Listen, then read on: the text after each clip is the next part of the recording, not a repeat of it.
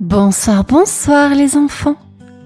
L'histoire de ce soir que je vais vous présenter s'intitule David, le petit lapin curieux. Cette histoire, écrite et réalisée par le monde des enfants, va bientôt débuter. Mais avant de poursuivre, je t'invite à t'abonner et à cliquer sur la petite cloche de notification si le contenu te plaît. Bien. À présent, nous allons commencer cette histoire. Mais avant de débuter, j'ai quelques petites questions pour toi. T'es-tu brossé les dents? As-tu enfilé ton pyjama? Et fais un gros bisou à tes parents. Bien. Donc à présent, l'histoire peut commencer.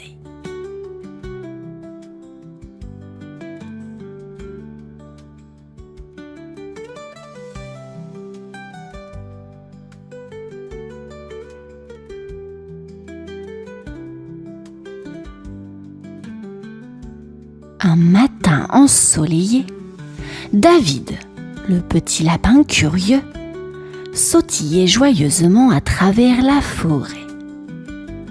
Il adorait explorer chaque recoin, flairer les fleurs et écouter les oiseaux chanter. Ce jour-là, alors qu'il s'aventurait plus loin que d'habitude, il remarqua quelque chose d'étrange sous un grand chêne. « Qu'est-ce que c'est ?» murmura-t-il en s'approchant. C'était un chapeau.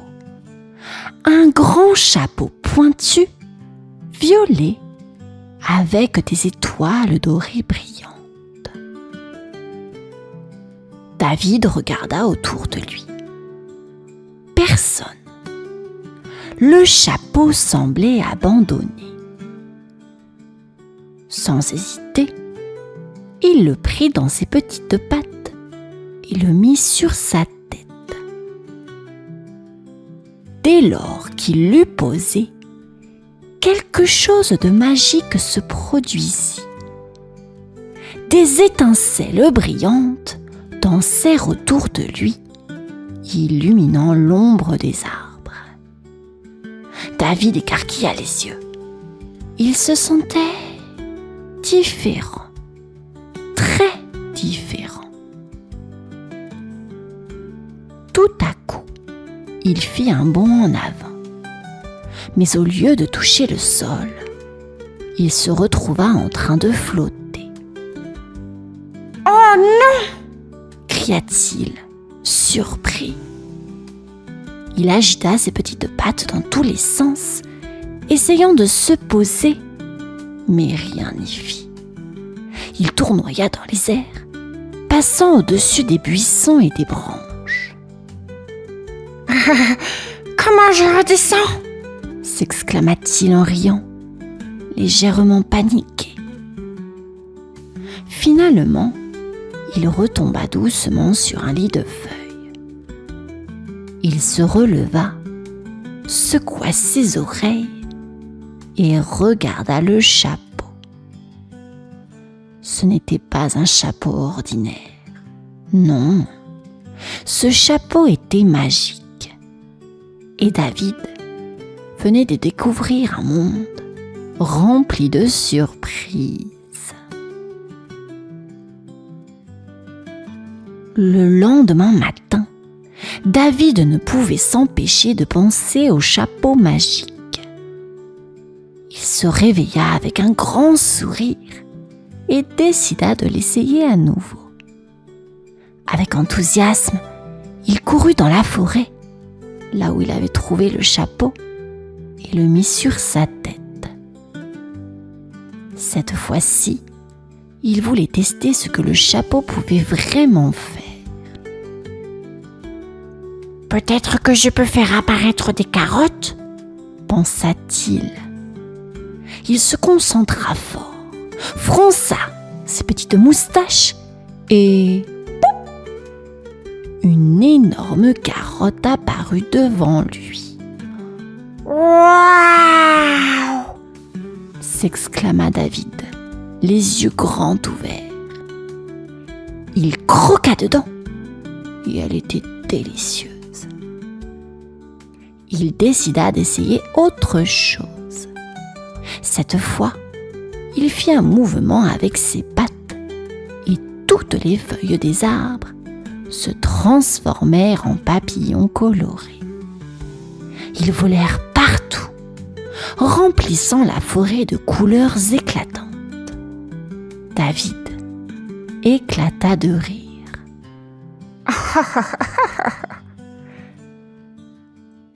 Mais tout ne se passait pas toujours comme prévu.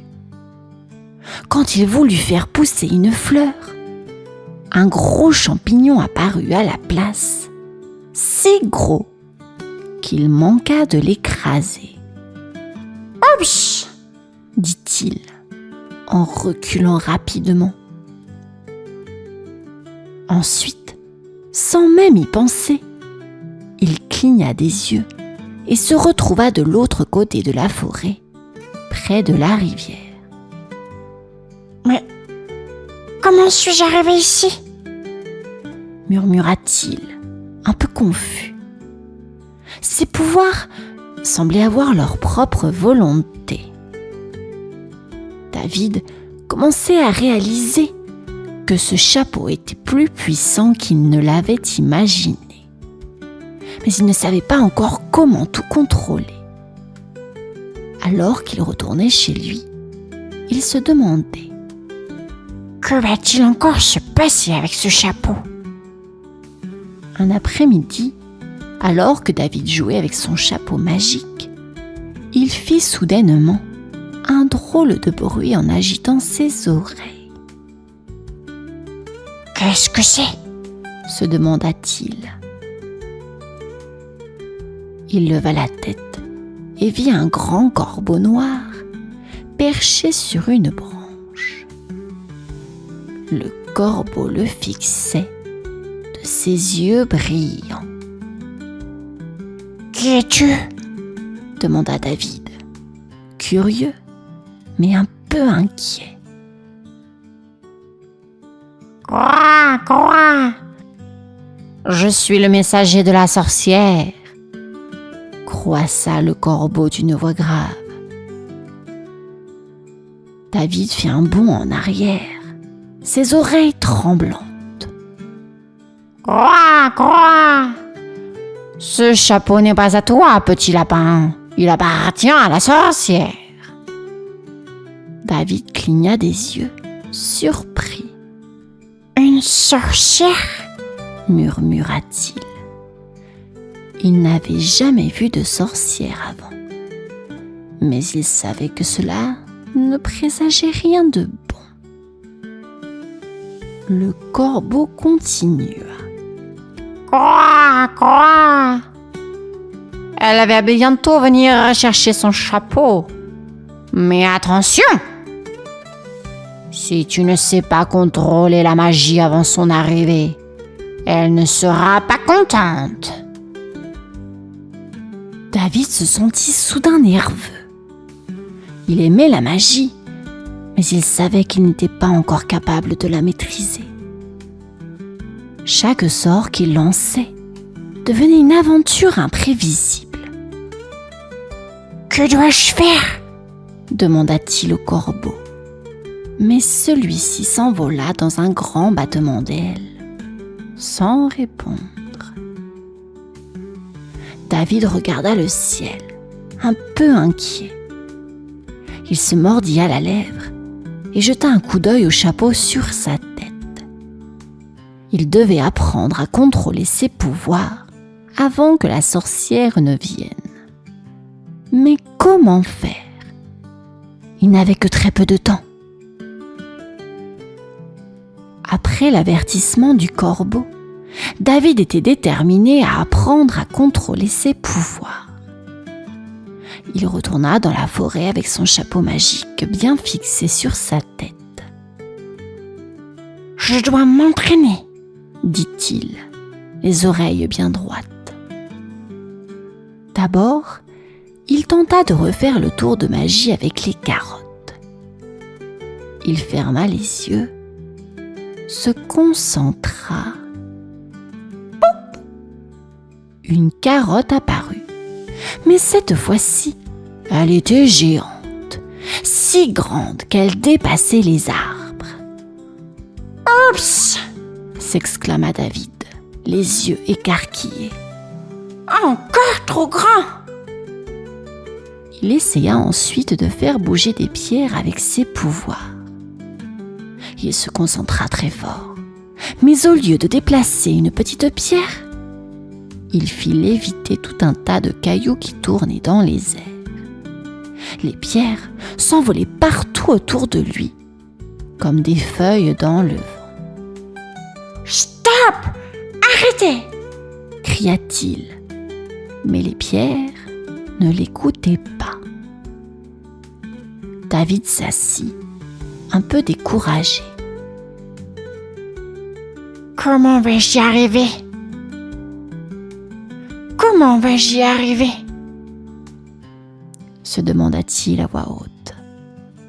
C'est alors qu'un vieil hibou, perché sur une branche, l'observa calmement. « Tu as besoin d'aide, petit ?» demanda l'hibou avec sagesse. David leva les yeux vers lui. « Oui, je n'arrive pas à contrôler cette magie. C'est trop compliqué. » Le hibou descendit lentement de l'arbre et se posa à côté de lui. « Ne t'inquiète pas, je vais t'apprendre. La magie, c'est comme la nature. Il faut la respecter et la comprendre. » Avec l'aide du hibou, David se mit à apprendre les secrets de la magie, pas à pas, sans se précipiter. Après plusieurs jours d'entraînement avec le vieil hibou, David commençait enfin à mieux contrôler ses pouvoirs. Il pouvait maintenant faire apparaître de petites carottes, déplacer des pierres sans tout déranger, et même faire danser les feuilles dans le vent. Il était fier de ses progrès, mais quelque chose le préoccupait toujours. La sorcière. Un matin, alors qu'il s'exerçait à faire flotter une fleur, il sentit un frisson le long de ses oreilles. Soudain, un épais brouillard envahit la forêt et une ombre s'approcha doucement. C'était elle, la sorcière. David avala difficilement. Elle portait une longue robe noire et avait des yeux brillants qui semblaient tout voir. Elle s'arrêta devant lui et le regarda en silence. « Alors, petit lapin, » dit-elle d'une voix calme mais puissante. « Tu as trouvé mon chapeau ?» David, tremblant un peu, hocha la tête. « Oui, je l'ai trouvé, mais je ne savais pas qu'il était à vous. Je suis désolée. » La sorcière le fixa, puis esquissa un léger sourire. « Et tu as joué avec la magie, n'est-ce pas ?» David baissa les oreilles. « Oui, mais je me suis entraînée. Je sais maintenant comment l'utiliser sans tout casser. » La sorcière fit un tour autour de lui, observant la forêt. « Je vois, mais sais-tu que la magie n'est pas un jeu ? Elle demande respect et sagesse. » David hocha la tête. « Je comprends. Je veux bien rendre le chapeau. » La sorcière se pencha, ses yeux brillants.